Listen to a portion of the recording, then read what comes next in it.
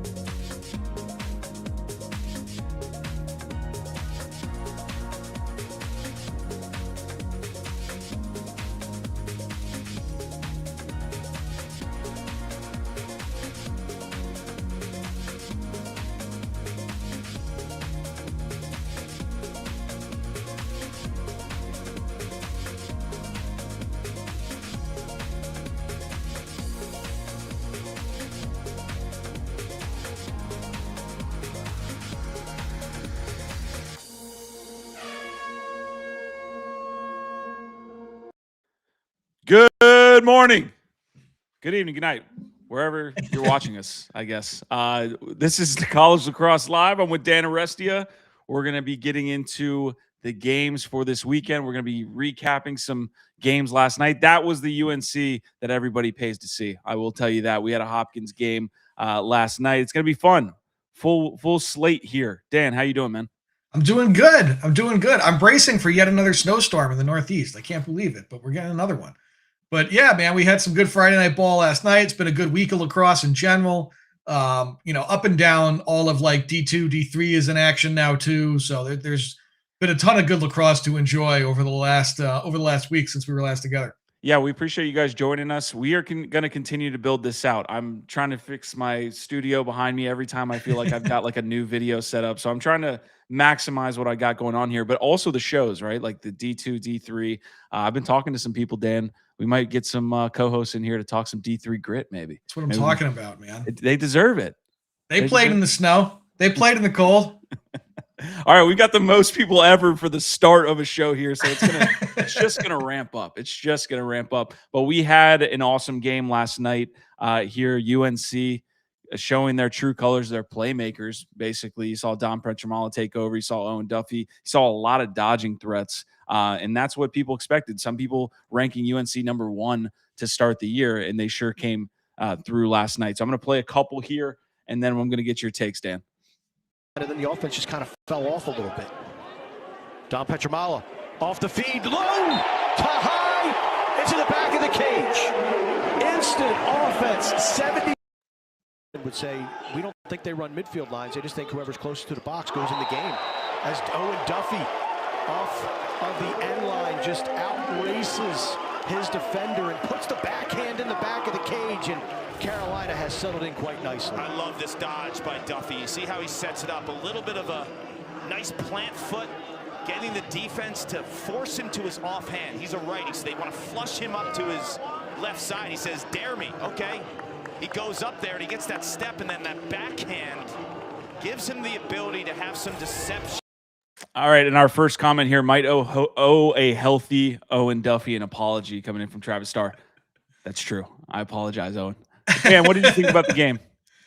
So a few things. Number one, you got to start with the first thing that happens in a lacrosse game, a face-off. And look, I think Hopkins didn't have Joe Hobart, and I know like that Joe is not yet quite an All-American or anything, but he's not, a slouch by any means either. He's been good for Hopkins coming into this game. And without him, you wind up kind of trying to figure it out against Brady Wambach. So you give away something like 70% at the face-off spot, you're hurting. And you kind of knew possession would be something where the longer it goes, the more it kind of goes Carolina's way. And it's tough when you know that dam is going to break. So there was that piece of it. I think a fun story of that, I had mentioned on social midweek, trying to think of the last time it had happened. And I know Kark and Mark Dixon mentioned on broadcast, but 2 freshman goalies in a Hopkins-Carolina game. This is the 54th time these two teams played each other. I couldn't think of a single other time that happened. And I know Dixon and Kark on broadcast were saying they couldn't think of another time you had 2 freshman goalies either. And I think of the 2 goalies, I thought Marcus looked better. Lamity made some very impressive saves, but you saw some issues in the clearing game for Hopkins for sure. Some started with Lamity and some kind of shaky outlet passes. Marcus made a couple bad ones too early on, but at the end of the day, Marcus had a couple of rough games coming into this one. This was the game where it was like, all right, you're going to see what a real D1 shooting team looks like. And he was over 50%. I think he was in the mid 50s, pushing 60. So yeah, Carolina's got to feel good about that. But then look, man, Owen Duffy, I said it during the game. He looked to me like the toughest cover in college lacrosse last night. Clark put it out there pretty perfectly. This is a defense like, all right, he's righty. Let's force him left. He says, cool, I'll go left and I'll score goals. Like backhanded, all types. Yeah. He'll score straight up. He had that incredible goal with no time left on the shot clock where he kind of just, beat the buzzer and kind of stuck it high. He had a bunch of goals late where he was scoring from no angle, again, with both hands. Like I can't imagine a tougher cover than Duffy right now. So, I think you kind of look at Carolina top to bottom in this game and you're feeling pretty great about what they put out there. They managed to keep Collison without a goal. Chevette only had the one, so if you look kind of up and down the lineup and you're like, all right, like Jimmy Ayers kind of hurt us a little bit. Chuck Rawson hurt us, one of them with the really cool hidden ball trick goal from range. But there wasn't anybody out there. The guys at the top of the scout were not doing the big damage for Hopkins in this game. So you feel good about it from Carolina's perspective. I got to make sure this is the right clip, but I do have that to the victor go the spoils. Most of these clips are going to be the winners, but I think we had the Hopkins no-show go. In a row, they've fooled the world. Well, they fooled you, they fooled the world, and they fooled the opposing goalie, and that's the most important. Last week it was English and Rawson. Everyone thinks that Rawson has the ball, and then Jimmy Ayers scores. This week it's Chick and Rawson. Everyone thinks Chick has the ball, including Josh Marcus, and Rawson throws a BB from deep. Yeah, so hidden ball trick there from Hopkins. The game goes 17-9, North Carolina. North Carolina's 4-0, even though they had a couple close games. They are undefeated still, and it looks like their offense is humming now. Yeah. I mean, you're talking about against a solid Hopkins team who we kind of came in saying who were they a little bit. They kind of beaten up on some teams, and I mean, North Carolina, Petramala had 5 points. That's 5 goals, no assists. Duffy, 4 goals, no assists. So they kind of left their guys on an island a little bit with 2 of the best players in the nation. Interesting. Yeah, I mean, you do that. Again, sometimes when you see like no assisted goals, it tells you the defense maybe couldn't win the one-on-one matchups that well. But I think there was that. And also in the hidden ball trick, man, shout out to the Carolina shorty who's on the ball, who, as John Paul pointed out on social to me, like, kid's doing his job, man. He's jumping up and down with his arms in the air. Like the ball is here. And the rest of the defense behind him still just was not picking up what he was putting down. And Marcus clearly didn't realize where the ball was. The camera guy didn't buy it, and the guy who actually was guarding the ball didn't buy it. So 2 of the most important guys to get it, got it, and it still didn't matter. They still scored from range. And that call has to come from the sideline too. You're hoping your coaches or your squad there on the sideline can say, whatever the number is and all that. Ayers with 3 points, so 2 goals, 1 assist. Rawson with 2 points, 2 goals, no assists to lead Hopkins there. The game was closer than it looked. Like Hopkins, I believe they scored 4 in the third, but only 1 in the fourth. And to North Carolina 6-5. So an 11-goal second half for North Carolina kind of takes the cake here and makes it look like more of a blowout, I think, than it was. Did you catch this whole game? Yeah, I was watching kind of the whole thing, and did it feel like a blowout? It felt like a blowout. It felt like a blowout. There was a point, I think, where once Carolina was up like 4 or 5, it kind of felt like the dam was open and this was only getting worse from here, kind of thing. Once that margin reached there, I did not feel like Hopkins was coming back to get it or anything. But to the commenter's point there, the freshmen, the kids at Carolina definitely look legit, whether it's Price or Anthony Rayo or Bear, like all the young guys there at Carolina are all kind of humming early. And it takes some stones by Bresci to have a whole midline of just freshmen together and play them consistently. So it helps that it's balanced by a guy like Duffy, who is not a senior, but again has played basically every game since he's been there, and guys like Matten who have been kind of been around the program for a long time. So there's a good balance of leadership with those kids. But man, playing a line of all freshmen is ballsy. It's pretty badass from Brescia. All right, guys, we appreciate you showing up, guys and girls that are showing up to College Lacrosse Live. We're about 10 minutes into the show. Already got some live commenters here. Appreciate you guys going through. And I see the 877 cash now. Nice. Hold on. I want to just play this one more time, and then we're going to come back because I did talk with Anish on Monday. I got to kind of have a moment from College Lacrosse Live that made it onto the show. Come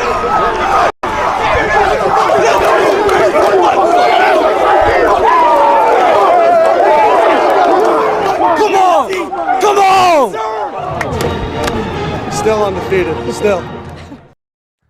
So a little loud there. Hopefully, didn't have the volume all the way up, but yeah, you can see Carolina obviously reveling in the victory there.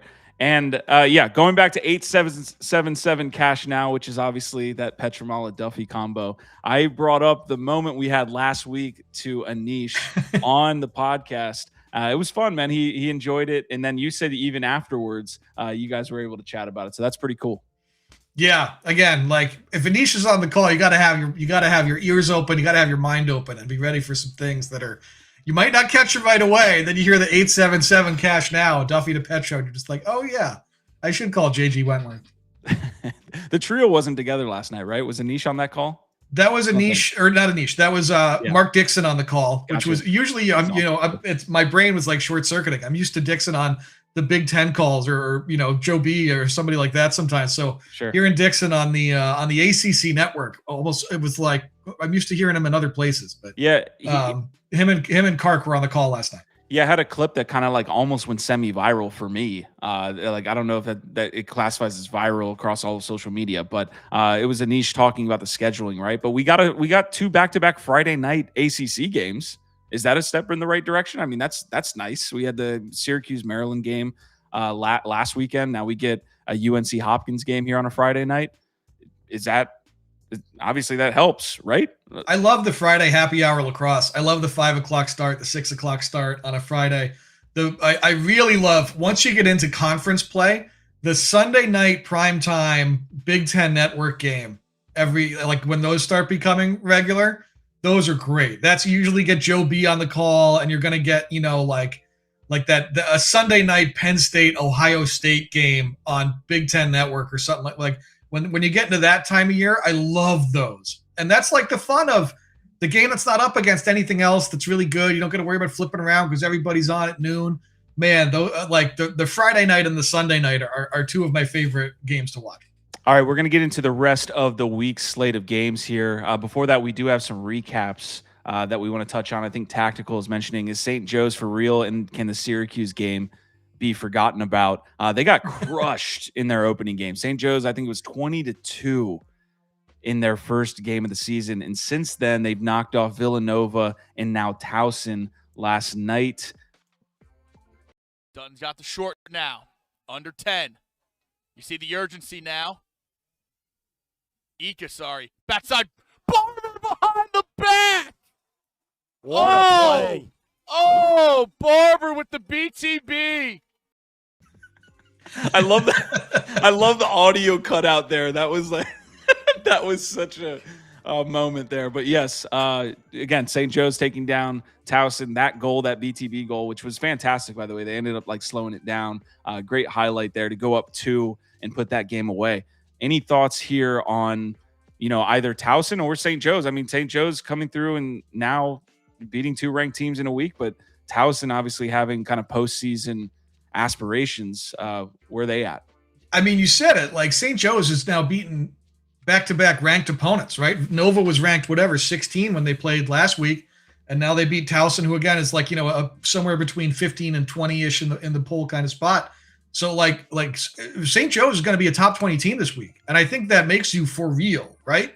When it comes to like postseason kind of stuff, to your question, at the end of the day, the CAA is a 1-bid league. You know what I mean? Towson needs to make the CAA tournament and win it to go to the NCAA tournament. Getting in that large out of the CAA would require a whole lot of wacky and wild things to happen in the regular season. And so, like, I always end up trying to walk this tightrope of, I'm not trying to tell you that the games don't matter, because they do. You still have to win games and make your conference tournament and position yourself well for that. But at the end of the day, the path for Towson has always been kind of pretty clear.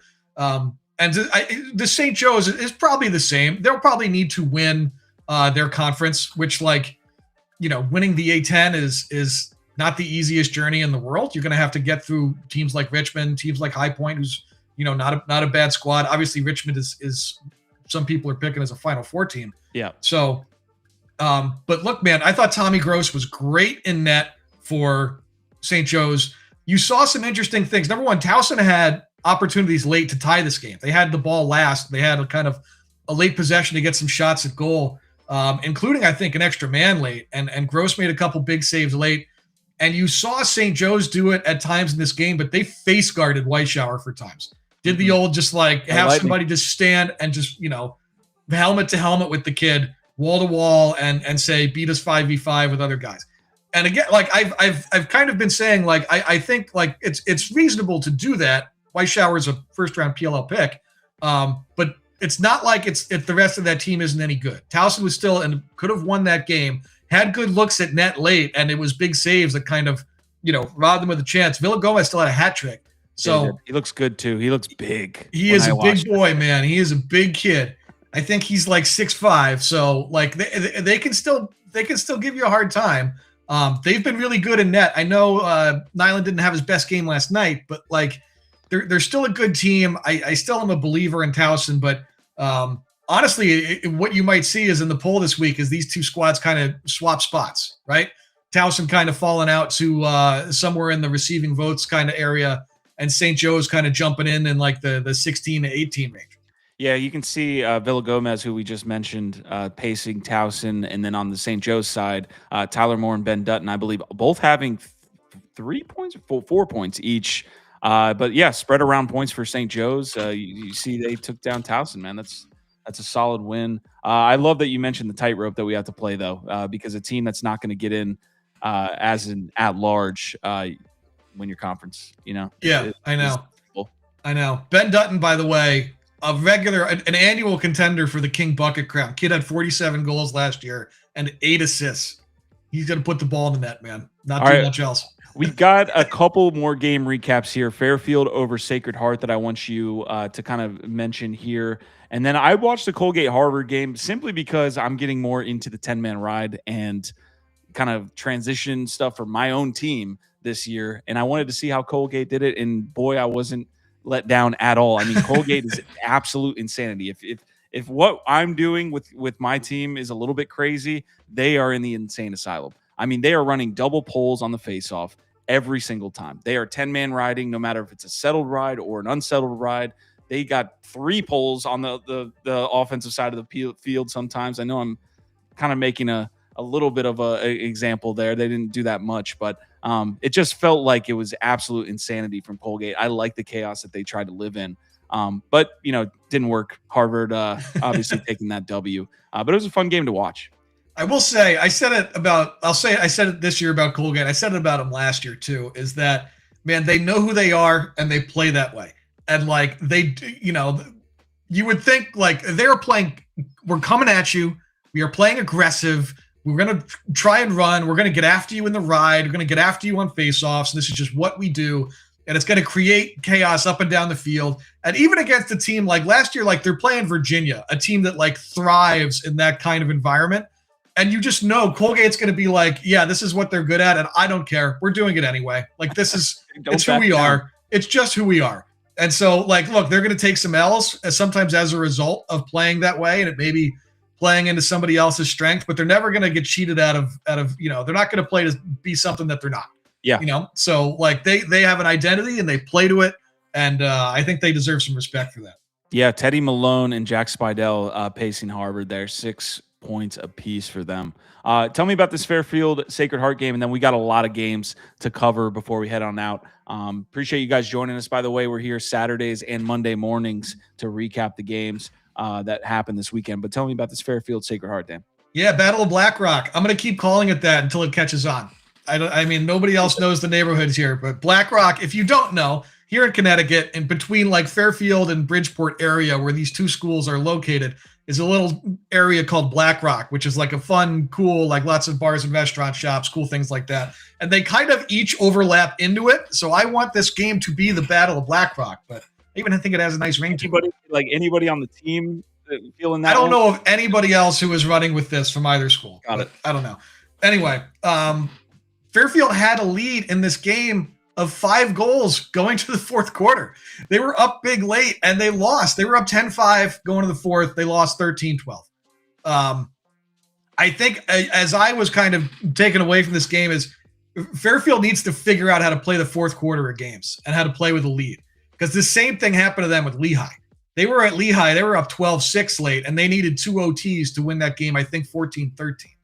And now you have them up 10-5 going to the fourth against Sacred Heart and losing 13-12, giving up these giant late runs when they have some good defenders. They have a good goaltender. It's just been like these late penalties that kill them, or late kind of mental errors that kill them. And it's now cost them a game. And I think it's something where you really need to – today they play at 11 o'clock. They got the first game today. They play Manhattan. If I'm Coach Baxter, first thing I'm saying at halftime before the game, and particularly going to that fourth quarter, is you got to stay locked in, keep the energy where it was to start the game, to close the game, and it's key stuff. I think for Sacred Heart, they have a lot of young guys out there. Jake Carney's a freshman who's been, scoring goals in bunches for them. I think he's been really, really bright spot for them at their attack. Ryan Grove has been very good facing off. Not a freshman, but he's been really good in the mix for them. So, I think you kind of look at Sacred Heart and you feel good about some of the guys that they've had. I kind of peg them to be led on offense by John Murray, who I think is a great midfielder, but they've found production in all these other spots. So while Murray has been really good, they've been able to kind of get it done with kind of good 6v6 schemes. So I think Coach Basti is always doing a great job. If you have the chance to go over to a Sacred Heart game, you should. The campus is gorgeous, and the vibes around that field are always great. So I thought, again, Fairfield, it's now a pattern, need to be able to close a game out. I'm going to try and flip over to their game today, regardless of what the score is in the fourth quarter against Manhattan, and be let's see what your last 15 minutes look like. Okay, great breakdown there, Dan. I've got 2 last games that we want to cover. Let's cover them real quick. And he puts it far side on Brady Smith. Big goal right there to give them a 3-goal lead. Give the assist to Jackson Marr and Provost, who has been on a run here. 3 goals and an assist against Georgetown. That is his second today, along with the helper. So Penn taking down UAlbany. Is that a surprising result for you? I feel like a lot of people had Albany as kind of not a obviously championship weekend team, although some people maybe did, but they had them there in the running. And they lost to a solid Penn team, but I don't believe Penn's ranked. Penn is not ranked, and I don't even know if they had been receiving votes. They might have been receiving votes off of. I didn't vote for them, but I played Georgetown close, so they got a vote kind of thing. I don't like to vote if you lose. Still lost the game, but they lost to Georgetown by 3 goals last week in a game that I honestly thought Georgetown was more than 3 goals better than Penn then. But anyway, I would consider this to be maybe an upset. I think for Penn fans, you got to be feeling great. Number one, about scoring 15 goals, right? Because the offense the last couple of years for Penn has been a little bit dicey, despite being a place that recruited well. I think Taylor Ray comes there, and you're hoping to kind of see things get sparked for them with all the kind of the talent they have. So to see Provost with 4 goals, I think he got 4 goals from Griffin Skane, who is one of their better offensive weapons. I think seeing 15 goals is definitely a positive. I think beating Albany is still a ranked win. And I think if you're Penn with a new coach trying to get yourselves back into the conversation at the top of the Ivy, it's important to stack things like ranked wins. I don't know if Albany will be ranked this week because they haven't won yet, but look, Albany's still a really, really good team. They are by far, for me, the best team in that conference. And their attack is ridiculous, right? Richmond, Marquis, and Ryan Doherty are awesome. Jackson Palem, I guess, counts as a 4th attackman for them, but there's going to be games where they score 20 goals, or they're going to be on SportsCenter a couple times this year, kind of thing. There are some really wonderful players for them. The defensive end is top heavy. Everybody knows Neeson is PLL good, and then after that, you kind of need to, make sure you're playing some quality support defense. But I think for Penn, it's like, like I said, it's important as you're building a culture with a new coach and kind of rebuilding the program to stack things like ranked wins. Those are important. So I think for Penn, you're feeling great about it. And then, they get another good one today. I'm trying to see let me see what the box score here. Silas Richmond, obviously. Okay, so he had 7 points. I mean, Silas did his part in trying to get this win for the Great Danes. Jackson Palum had 3. But again, the defense kind of letting them down, letting up 15 goals. Albany now sitting at 0-2 on the season, albeit those are 2 pretty strong teams that they went up against in Cornell and Penn. So that's a tough start. I mean, again, is Albany in that category of like win your conference too? Like maybe not in that. Yeah, large? I mean, like the America East is, again, it's going to be a 1-bid league. So, the conference winner is going to go and that's going to be it.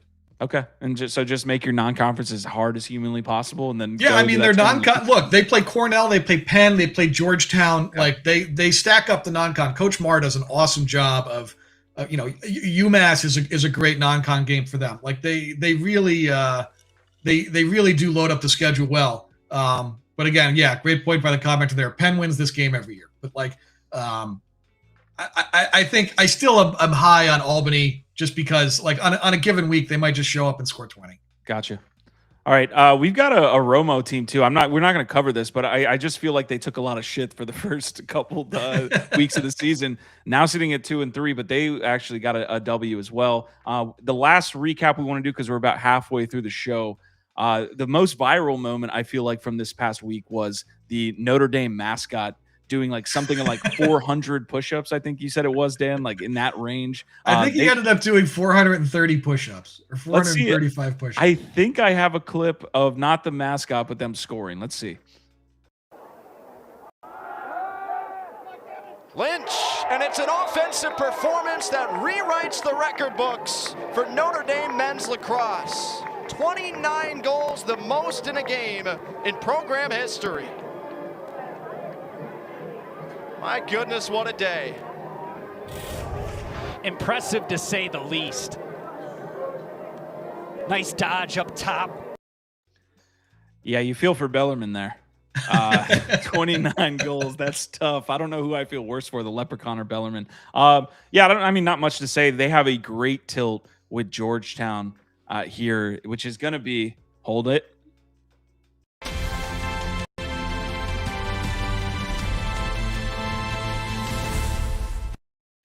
That's my shoehorn into every show. That might be the game of the week. It might be, there's some other ones on Saturday that could take that mantle, but you get a Georgetown and Notre Dame matchup there on Sunday that I'm super excited about as we kind of make our way into the upcoming games for this weekend. Do we want to start on that? Do we want to start Georgetown? Sure. Notre Dame? You can start there. Let's do it. Game of the week, Georgetown, Notre Dame. We finally, we're week 4. I think we're covering week 4 here on College Lacrosse Live, and we finally get to see who Notre Dame is. I don't want to call it a cupcake schedule because I feel like that's, not giving the respect to the teams that they're playing, but there's a certain way that Notre Dame starts their season every single year, and you can tell Coach Corrigan likes to ramp up, but you get a full team on display here in Georgetown. This is going to be a great matchup. Yeah, I think, like you said, Notre Dame kind of starts every year with Marquette and then, a more down team. Sometimes it's like a Cleveland State or a Detroit Mercy. This year it's a Bellarmine. Georgetown, I think it's like, I kind of talked about this on the pod, but both Georgetown and Notre Dame have a clear defenseman at the top of their lineup with a Ty Banks and a Sean Light, where most weeks you're able to say, like, you get that guy, and then, like, we'll figure it out. Both of these offenses, to me, it's not immediately clear who the top matchup is. It's probably one of the Connors for Sean Light. It doesn't necessarily have to be Liam or Rory, I don't think. And for Ty Banks, like, I'm not 100% sure if it's Yago or if it's somebody else who might be kind of a more obvious dodging option for them, whether that's like a Matty Jeffrey or whoever the options are. So I think I always am interested to see kind of matchups. Would love, really curious when this game gets played, kind of what they match up looking like. I think, a commenter just said, I don't think there's going to be a stream for this, unfortunately. No way. No. Yeah, I know. It's on Sunday. It got moved indoors because of weather, and there is no stream. It is free to go, so if you can get yourself to South Bend, you can walk in the building for nothing. Congratulations to everybody who wants free lacrosse all the time. Everything should be free. Tickets, streams, all of it. It should just all be free for everybody. Nobody should get paid. Everything should be free. But yeah, again, no stream is a bummer, but Notre Dame, I'm excited to see, again, from like the opening whistle, I'm just going to be doing one of these to see who's standing next to who and doing that whole thing. And then I think another place that's interesting for me is the Notre Dame face-off spot is like quietly stacked, but stacked with guys who like we haven't seen before, or a lot of D1 fans probably haven't seen before. Tyler Spano came up from WNL and D3, who is awesome. He was the best face-off guy in D3 a year ago. Would have been D3's face-off player of the year this year if he was still there. So you have him coming in, and then you have Aiden Diaz-Matos, a Brunswick kid who was the number one face-off recruit in the country, a five-star kid who's a freshman there. The two of them have kind of split the job. It's kind of been a hot hand thing in the early going. They've taken about equal reps. Against Georgetown, who has really one primary face-off guy. It's going to be a hot hand thing, but if they both can get going, or if they're both kind of having moderate success, you can go back and forth and kind of keep Prince like off balance and unable to get into a rhythm against a particular guy. That could be field tilting for Notre Dame for sure. The line on this game, let me make sure I have it, is Georgetown. Oh, Notre Dame, even though they're ranked number 7, Georgetown number 4, Notre Dame favored in this game by a goal and a half. What are you doing here on that line, Dan? I think Georgetown's plus 1.5. I think it's at even money too. So I think you can get Georgetown getting goals, but at pretty good value. Honestly, I'm like Georgetown money line. I think they're the better team. I think they win the game anyway. Right. But like, that's always kind of the interesting piece of it. I think for the Hoyas, really want to see them shoot well. You've seen both the Connors be extremely effective. Rory as a shooter, Liam as a passer. I might have that backwards. But anyway, one of them has like a zillion goals. The other one has like a zillion assists. And I think Georgetown has some depth everywhere. I said it before. They can play whatever kind of game you want to play. So if Georgetown or Notre Dame wants to run up and down and do that, they can. If they want to slow it down, I consider Georgetown to be better at that, at whatever style Notre Dame wants to play than Notre Dame is. All right, appreciate you guys getting into the chat here. It always brings a lot of energy to the show. Thank you guys for tuning in live. Those of you that are here afterwards, and there's a lot of you. We've been hitting new highs there after the show has been recorded. We appreciate you guys as well, kind of tuning in. And we know everybody can't get here early in the morning, but we see you guys. We have another game that I want to mention here because it's being played in Atlanta, Georgia. I love when teams are able to kind of get to non-hotbed areas, grow the game that way. We've got an Army Michigan team. You were just mentioning two brothers. Well, you've got the Plunkett brothers there with Army. Tager Rodriguez, I want to give a quick shout out to. He's been on the show. He was on the Ride podcast. We did a great show there on face-offs and his kind of time with Michigan. What do we think this goes? I mean, this is kind of a sneaky matchup here of like who do you go with? Obviously, Army's a really strong team, but Michigan is going to be well coached. They're going to be giving you a fight. It could go either way, even with the. I don't even think Michigan's ranked at this point after they lost. So Army, Michigan, what do you got, Dan? Yeah, Michigan coming off that loss to Lehigh that took them out of the top 20. I think Michigan's offense, to me, still has some questions, or if it doesn't have questions, maybe kind of who's going to be out there. It definitely has some inexperience. Seen a lot of Luke Shanahan, who's a wonderful player, but a freshman. A lot of kind of young guys out there who they're kind of leaning on and still trying to develop on that end of the field. And like, traveling to Atlanta for that environment of which should be a pretty fun kind of, not like the Final Four, but Final Four light environment kind of in Atlanta where they should do, pretty good crowd. You mentioned it's homecoming game for a lot of guys, whether it's the Plunketts or I think Fountain from Army, I think is from the Georgia area too. Sean Byrne as well. So you're going to have big crowds for these guys being, in their backyards. This is very much, to me, feels kind of like a matchup of what Army and the Yale game was like, where I look and I see Army big strength matched up with opponent weakness, or where opponents maybe still figuring it out. Michigan offense kind of still figuring it out against Sullivan and Byrne and a very, very good Army defensive unit. And like it's if they're not efficient, if Michigan has poor possessions or like the turnovers go badly or anything like that, like it's going to be Army's game. All right, so shout out to CLG here, College Lacrosse Game Day, for their pick'em site that we sometimes use here, or actually I would say every time we pulled it up. So every time we host this show, they are on display. We've got a minus 3.5 line here for Army, so they're favored by 3 goals and a half. Are you taking that line? Yeah, I picked Army on Sticks In podcast. I pick every game every week. I picked Army minus 3.5 in that one. Again, like it has similar vibes to the Army Yale game to me of like this is Army's strength against a team where I very much would consider their weakness to be where Army's strength is. Okay. We kind of glossed over this. I mean, obviously the commenters here, Bob and Tactical saying that there is not going to be a stream for the Notre Dame game.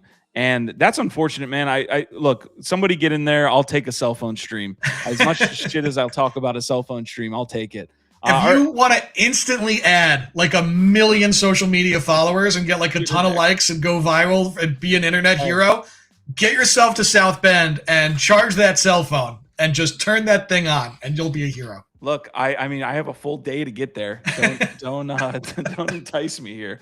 We got to get some new followers for the show. All right, we've got a couple other games here on tap. We obviously covered that Sunday tilt that's going to probably dominate tomorrow, but we do have a bunch of games here this weekend. I like the Cornell Denver game. Denver is sneaky. This kid is sitting at like 70% save percentage, getting goal for Denver. Cornell obviously is Cornell. But what do we think about the Cornell Denver tilt? It looks like Cornell's favored by 2.5. Yeah, I mean, you kind of got to it right away, but Grayson Manning is the hottest goalie in the country. He's played 3 games and given up 9 goals. Like it's been insane. I know the competition hasn't always necessarily been in the best, right? He beat up Cleveland State, beat up Air Force, and then they beat Utah in a rock fight. But 20 saves against Utah, only gave up 7, and held Utah scoreless in the fourth quarter of that game. 14 saves against Air Force. Didn't even play the whole game against Cleveland State. Played basically 3-ish quarters, but didn't give up a goal for the duration of his time he was in net. So, like, we or a lot of fans maybe got introduced to Grayson Manning at the U20 World Championships. Everybody saw him in the gold medal game, right? Just doing this, brick walling it for Canada and making save after save. And USA couldn't score because Grayson Manning was saving everything, including one at the buzzer beater that sealed the gold medal. So, like, I think Grayson Manning is key to the game, really. I think when you watch this for Denver, it's been like, all right, the offense, we know Cody Malowski's awesome. Let's see what else you got. And through 3 games, I am not sure about what else they got still. Like, I don't, haven't seen enough to say I really trust Denver's offense at all yet. I think like the Denver team wants to play a rock fight with Cornell. They want this game to be slow. They want to try and take full 80s, I'm sure, with their offensive possessions and make sure that Firth and Goldstein and friends have the ball in their sticks as little as possible. If they can play another 8-7, 9-8 game, they would love that. If this game's 13-12, Denver ain't winning. So we mentioned Manning doing extremely well here, the Denver goalie, but the faceoff, I believe, was tilted toward Denver as well, skewed crazily. So yeah, I think there was a commenter, Frame Mog, saying Utah was clearly the better team outside of the goalie. But again, faceoff's going to give you a possession as much as the goalie saving it is going to give you possession. So, I mean, yeah, how does that? Do you know how that stacks up? Does Cornell have a strong faceoff unit? I would say Denver wants to keep faceoffs at 50-50. I don't necessarily rate Denver's faceoff game to be that great. Again, like the numbers are fine, but part of that is they're beating up Cleveland State and Air Force for 2 of those. Utah was definitely better facing off with Clokel is definitely a better face-off guy than anybody Denver had. So I think Cornell's probably I would give slight edge to facing off here, but again, Denver's going to want to play a rock fight. They're going to want to play a slow game. I think the line being 3.5, I took Denver because I feel like Grayson Manning can just steal enough goals to maybe keep this game close. And we saw kind of Cornell, play Albany to a 1-goal game as they're kind of figuring it out. And really a game where if Albany does not throw the ball away unforced on their last clear of the game, like Albany's taking the last shot of regulation to maybe win the game. So, I given what we've seen from Cornell and what we've seen from Grayson Manning and kind of Denver's defense, I could see this game maybe staying kind of close. So I'm on Denver with the goals there. All right, I got to have some type of graphic here when we hit all-time highs on the live viewership. That's going to be fun, man. Like every episode, I feel like we've gotten a higher level of live viewership. So thank you guys for tuning in. I think we did just hit like 35, which I believe is the all-time high here while live. Appreciate you guys in the comments. We got Framox saying Utah was clearly the better team outside of the goalie. That's talking about the Denver team. And then he said it's going to be a great game. Shame it's not on ESPN. Don't get us all riled up on the media and scheduling and all this stuff. I know people love to hate on the streams, and I know, look, Denver, if it's out there, it's going to be on Midco Sports. It's the streaming service that's out there.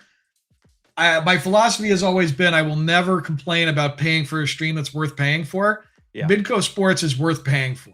I know it only gets you Denver games, so people are like, I'm paying for just Denver. But look, man, multiple cameras, you get a good score bug. The guy who does play-by-play is great. The color person is usually one of either Eric Law or Bill Tierney. Like you're getting good stuff on the broadcast. Like they don't pay me to say this. I promise you. Like Midco Sports is one of the things where I happily fork over the money to watch some Denver games every year. All right, we've got to plug the Sticks In podcast here in a second because we're doing a lot of plugs here on the show. The craziest line on CLG here, the Pick'ems, is Richmond Lehigh. At least these aren't all the games. It's just the games that they've got on the app here. But plus 6.5 for Lehigh, a team that just beat Michigan. Are they just going to run into a buzzsaw? You think they get blown out here of more than 6 goals against Richmond? I'm on Richmond here, actually. I'm in buzzsaw territory. I think the Spiders are pretty insane. I think they're pretty outstanding. I think they run super deep at both ends. I think they found an answer in goal, which was like the one place coming into the year for me where I was thinking like graduated an All-American and Zach Vignew, what do you got in net now? That's kind of like always going to be the big question for them. And I think their goalie situation has been really good. So I think Richmond, they put up 18 on UVA, whose defense I know is not great. And I saw, again, speaking of plugging people, but I saw the Stick Talk guys were asking, is Richmond going to score 18 again for the rest of the year? And I'm like, yeah, at least twice, at least a couple more times. Okay. Like O'Neal and Sheridan and Littlejohn and Creo, like somebody every week on that offense is going to have 4 or 5 points every week. And I don't see Lehigh having success in the midfield at all here. I think Richmond's defensive midfield is gigantic edge that way.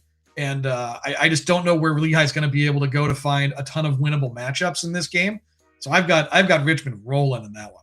Tactical saying he's got a Lucas Littlejohn jersey in my shopping cart. More schools need to sell jerseys. That's badass. If I saw a Lucas Littlejohn jersey just out in public, I'd give you a lot of props. Looks like Bob's also saying they got dominated at faceoff against Virginia too. That's something to keep in mind. I'm a big fan of Hunter Smith. I'm a big fan of Richmond's defense in general. I've said it multiple times. I love what they do, but I was surprised McCabe had as much success as he did against Hunter Smith. That was a matchup he clearly dominated, which I did not expect. So, yeah, I would agree. And I also think it's awesome to buy a Lucas Littlejohn jersey. Look, in the NIL era, 2 things should happen all the time. Every program should have athlete team stores, right? Someplace you can buy athlete gear, and every team should have a player's name on the jersey. Everybody should have that.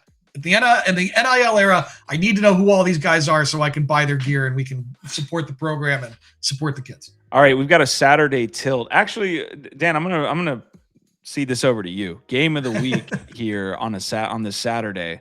We already mentioned the non-streamed Sunday game. Syracuse, Harvard, or Princeton, Maryland. Which one is the game of the week for you? I'm going to say it's Q's Harvard. I think is better.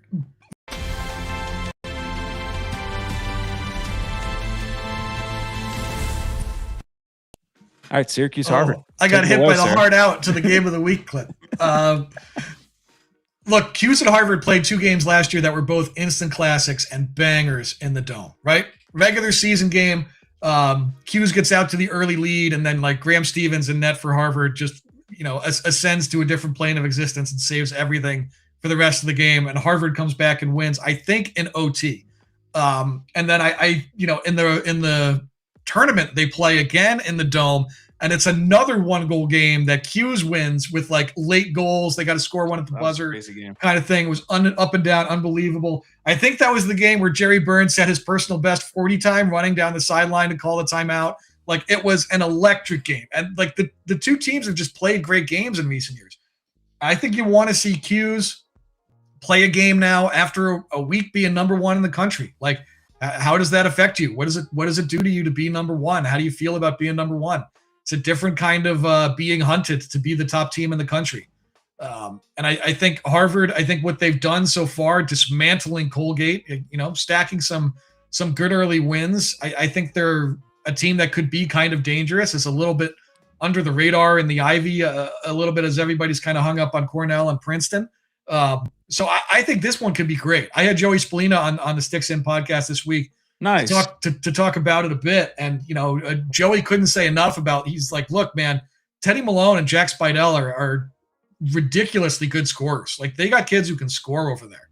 So I think the 2-on-2, the duo matchups of Spidell and Malone with Dwan and Figueres, like that kind of the classic Attitude Era, tag team match that will be that, I think should be a ton of fun. So there's a lot of good stuff in this game to watch. Yeah, I'm really interested in this. We're talking about the environment when it comes to, games getting pushed and moved around because of snow.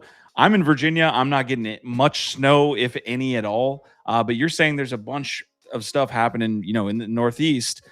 Syracuse is not playing this one in the Dome. Like, that's where they're comfortable. They get to play inside and a nice 70 degrees, whatever it is, in the Dome when they play. You're talking about outside. Is this one going to have snow? Like, is there snow on forecasted for today? It's always going to be 70 and sunny in the Dome. This starts a 6-game road stretch for the Qs. So they're not back in the Dome again until they play Georgetown on March 22nd, a month from now. Yeah. So they got the first trip out of the Dome is always kind of a dicey one. That said, there's the bad weather, the nor'easter and the blizzard stuff that's hitting the Northeast is supposed to hit on Sunday. It's supposed to really get bad Sunday afternoon, Sunday evening, like into Monday. So those are the places that will really get affected. Today, I think it's supposed to be pretty okay. There's going to be snow drifts around the field for sure. We've still got enough snow left over that, it's going to be whatever, 40 and there's going to be some snow. It might be kind of wet because it did rain a lot yesterday. But this is one of those games where if you're Qs, it would have behooved you yesterday to take your gloves. If you're an attackman on Syracuse, take your gloves, dunk them in a bucket of water, go outside, put them on, and shoot for an hour. And just get used to that feeling, because that's what it's going to feel like for a while you're playing at Harvard today. That is something to keep an eye on, man. Let's see how Q's plays outside of the Dome. The line that they have here on CLG Pick'em is +3. So obviously Syracuse favored by 3 goals there. I saw 3.5 here in our chat. Tactical saying taking Harvard 3.5 always goes against Q's first game out of the Dome. So mentioning exactly what we talked about. Bob Dog saying feels like 19 degrees here near Cambridge and it snowed last night. So yes, not 70 and sunny in the Dome. We'll be watching that. A couple of people saying they are taking the Mercer or the Lehigh line against Richmond. That's 6.5. So we'll be monitoring that as the games go on. Another game that we have on slate, the other one that I mentioned, Princeton, Maryland, as a potential game of the week. You got number 2 versus number 12. Maryland favored by 2.5 here on CLG. But what do you got here, sir? This is a nice little tilt. Maryland, are they going to come out a little bit more hungry after losing that game in the Dome? Princeton equally as hungry, probably. Right? Who would imagine these two teams would be playing coming off of losses? When was the last time that happened? They played each other coming off of losses. But look, Tigers lost to Penn State last week. It's tough because your reward for that now is a date with Maryland. The Terps are quality. Again, I don't know how anybody could have watched that game in the Dome last week. And even though Maryland lost and think anything other than Maryland's A game is Memorial Day good. Maryland's best game is absolutely championship good.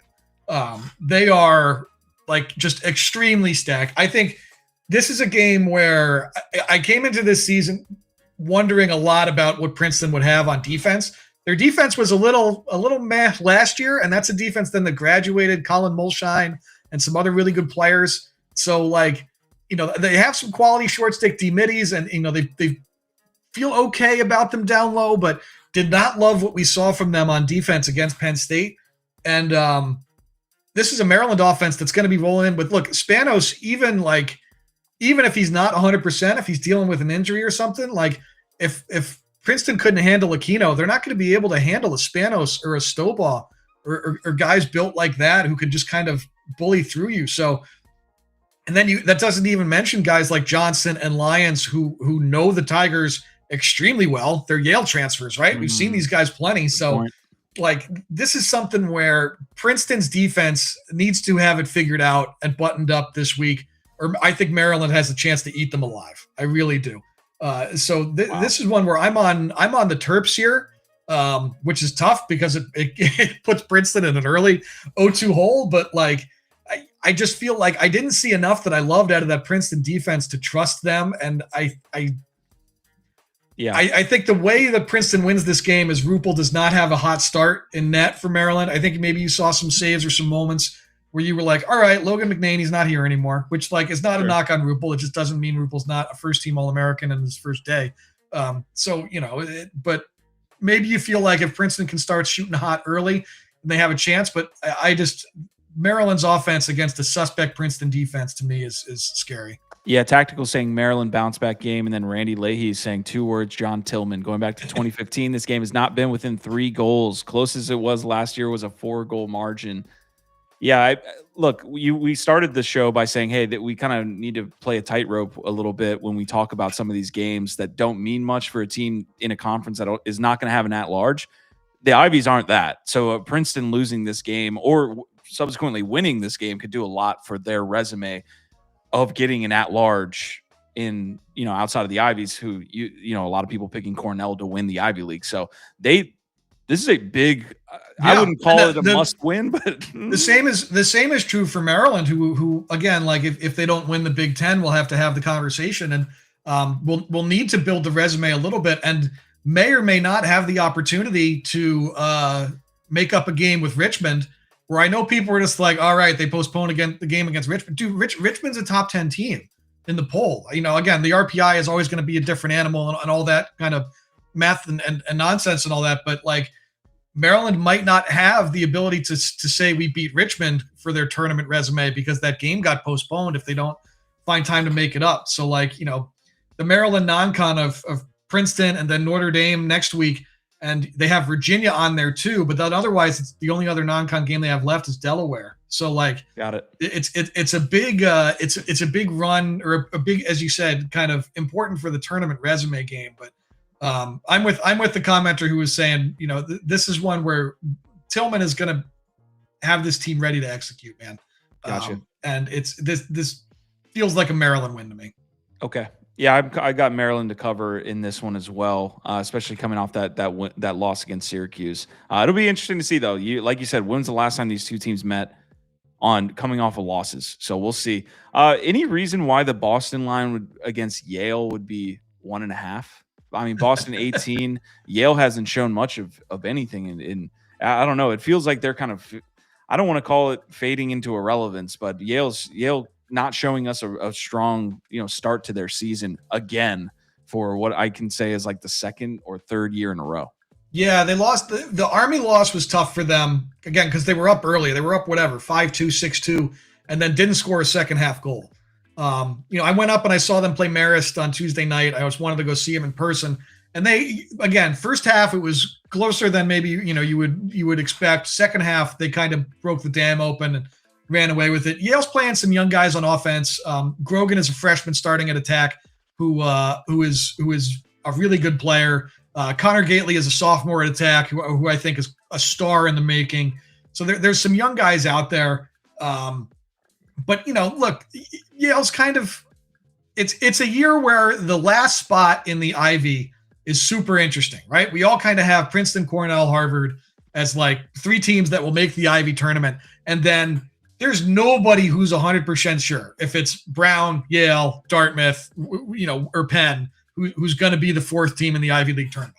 So I think this is a good one for Yale to target. Again, as you start talking tournament resume stuff, there's a great little one-on-one matchup here with Patrick Pisano and Tim Shanahan. Pisano, I think, is a great cover defender. So you get a fun one-on-one there. But, the 1.5, I think, is maybe a little bit puzzling. BU, again, I thought has looked sharp since that opening loss to Hughes. And the way Hughes has kind of stacked wins and dismantled some people since then, maybe that game being as close as it was makes you say BU might actually be better than we thought. But I would say I'm on BU in this game, I think, until I see a little bit more from you. Yeah, Boston favored by 1.5 goals. Also, keep in mind the 10-man ride here for Boston. I want to give a shout out to TD Reader, who was saying, hey, Boston's been 10-man riding all year, and they're getting after it, man. They're causing a lot of havoc in the middle of the field. So Yale rides the hell out of the ball, too. It's always been a hallmark for them is that they ride like crazy. So, all right, for you ride enthusiasts, you are going to be having a fun one. The last game on the CLG Pick'em here, we don't really have to talk Villanova Rutgers. Penn State Navy is on as well. These are the last two games. Do you have any comments on those? Penn State Navy is the definition of a trap game. I think it's as trappy as trap gets for Penn State. That said, you get the fun of AJ Marsh probably guarding a Hunter Aquino, which would be really cool. But I think Navy's path to covering in that game revolves around them dominating at faceoff. If like Hayashi can win, like 70-something% or something like that, and Navy can control tempo, maybe they can cover, but Penn State's winning that game. The other game I think I would love to, or I think deserves maybe some shout because it is important, is Brown and Providence. Brown and Providence is an Ocean State Cup game, trophy game today. So Brown's offense to me looked pretty crisp against Fairfield. I thought they won that game 10-8, and it could have looked a whole lot worse than that. They were finding dunks and skip lanes and step downs left and right, and Brown honestly just didn't shoot all that great. But Jeremy Hupsicker was like just gigantic, was playing inside looking like Will Chamberlain, just getting fed and dunking the ball. I thought Wertheim looked awesome. But, when we were talking about Penn beating Albany and the importance of as you're building things, stacking things like a ranked win, trophy games are a big deal. Trophy games are awesome. Little in-state rivalry games like Ocean State Cup, if you don't know it, is Bryant and Providence and Brown sort of play like round robin against each other to win the Ocean State Cup for who the king of Rhode Island is. This is what's going to decide it. So this is a trophy game. And as your John Torpy or Bobby Benson building that program, this is a cool thing to say you won. To say we're better than these other programs. We're the kings of Rhode Island. That's what college sports is about. That literally those type of rivalries. Trophy game, baby. Love the trophy game. You need to push the what is the Black Street? Black Rock Street? Battle Black Rock. Yeah, Battle Black Rock needs a trophy. This is how you get it done, Dan. I love it, man. We did have a commenter, Letty, saying, "Did they talk Army versus Michigan yet?" Dan, remind me again. Do you think Army covers 3.5 here? I've got Army covering 3.5 there. Yeah, the short version is too many questions about Michigan's offense for me. The guys who have stood out for them have been on the younger side. I don't think they're ready for a Sullivan, for a Byrne, for kind of the places where Army is at their best. Okay, folks, we got to run. We usually have a hard stop here at 10. Dan is a media contributor to the Inside Lacrosse media poll, the top 20. Any thoughts on the top 20 poll, Dan, before we head out of here, and then we can have ourselves a nice little Saturday watching some lacrosse. We had the new number one, man. Syracuse was a unanimous number one this week. Even for me, the guy who was always telling you I always vote the defending champion one until they lose, there was no way I could have defended that position after what we all saw last week with Hughes winning that game, and then Cornell also playing the close one with Albany. So Q is the clear number one. Elsewhere, I think Carolina there at 3, I think is interesting and well earned at this point. We talked about them kind of dominating Hop. I think I still remain probably lower than most on Georgetown, but I did pick them to beat Notre Dame. So I guess there's kind of talking out of both sides of my mouth there a little bit. Richmond is a fun one. Notre Dame is a fun one. Georgetown, Notre Dame, as we said, is the best game of the weekend. It's unfortunate we won't be able to watch it. I'm sure they'll have live stats if you want to really get into it and do what I do and just hit refresh on the live stats. If no one does a cell phone stream, I'm going to be pissed. There's got to be one person. If you want to be the biggest hero on lacrosse internet over the weekend, get yourself to South Bend. Free admission. Bring 2 cell phones and just start streaming. All right, we've got, as we round out this poll, Princeton at 12. Princeton was the biggest faller this week, I think, falling all the way out of the top 5 down to 12 after they lost to Penn State. Yep, Hopkins there playing a game last night that they lost. Does that do anything to 13? I'm going to drop them a little bit. I wasn't even ranking them before last week, but they had beaten Towson and they had beaten somebody else who was ranked, I think. So, I put them in this week, but they'll be near the bottom of my top 20 for sure. Okay. And then to round out, Towson's going to fall off of the top 20 most likely. We mentioned it out of the start. Towson's probably going to basically flip spots with St. Joe's. Okay. Towson's going to come out of the kind of high teens. St. Joe's will probably go in somewhere in that area. And the same thing with Albany, Penn, depending on how, things go with the rest of the weekend. Penn's probably coming in where Albany was. Albany's probably falling out. All right, folks. Appreciate you joining us on College Lacrosse Live. Dan, you've been fantastic on all these episodes, man. I appreciate you dropping the knowledge. Also, Sticks In Podcast, man. Give one last plug for that. And you also had Joey Spallina on this week. That's an awesome guest. But yeah, give, and I'll put some stuff in the description of this episode as well. Yeah, if you guys want to find more from me, you can find it. sticksinlacrosse.com is my site where if there's written content, things like that. I do PLL breakdowns and college lacrosse breakdowns there, some NLL stuff too. And then the Sticks In podcast, wherever you get podcasts, that comes out twice a week. Every Tuesday, I tell you exactly how I voted in the media ballot, so you can hear what my ballot was and why I voted that way, and you can tell me how loud wrong I am. And then every Friday, I preview the weekend for you, and I pick every single game against the spread. And I try and do a guest a week. This week we had Joey Spallina talking the Harvard matchup and talking a whole bunch of other stuff about the college lacrosse world and going pro and getting calf tattoos with Johnny Mullen and fun stuff like that.